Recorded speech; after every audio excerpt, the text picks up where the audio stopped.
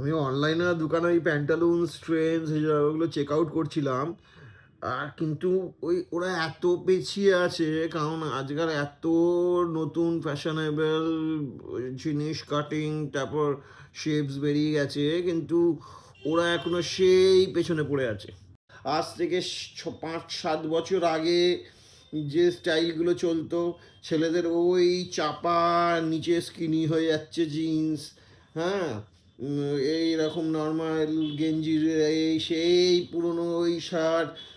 তো ওই জন্য এই প্যান্টালুনস আমি জাস্ট ঢুকি, কারণ এগুলো নিয়ে আমি যেহেতু চর্চা করি, ঢুকে আমি সার্ভের মতো করে দেখি, একটাও কিছু পছন্দ হবে না। মানে ভীষণ, মানে স্টাইলসগুলো ভীষণ ওল্ড ফ্যাশন হয়ে আছে।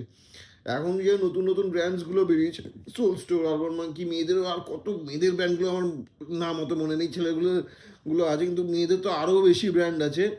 এখানে কি দারুণ দারুণ ফিটিংস, ডিজাইন, কত আপডেটেড সব কিছু আছে। কিন্তু ওই প্যান্টালুন ট্রেন্ডস কোথায় এখনো পড়ে আছে, সেই এখন ওই স্কিনি জিন্স বা উপর দিয়ে রাম ধরা, নিচে রাম চেপে যাচ্ছে, টেপারে যাচ্ছে, ওইগুলো এখন আর চলে না। আমি কয়েকটা জিনিস যেগুলো পড়ি, দেখবে ওর কাটিংটা, ওটা শেপটাই কত ইউনিক, মানে খুঁজলেও এই এইসব জায়গাগুলো পাওয়া যাবে না। ইন্ডিয়ান ব্র্যান্ড, একই দাম, বঞ্চ অনেক কম দাম, অনেক ভালো কোয়ালিটি।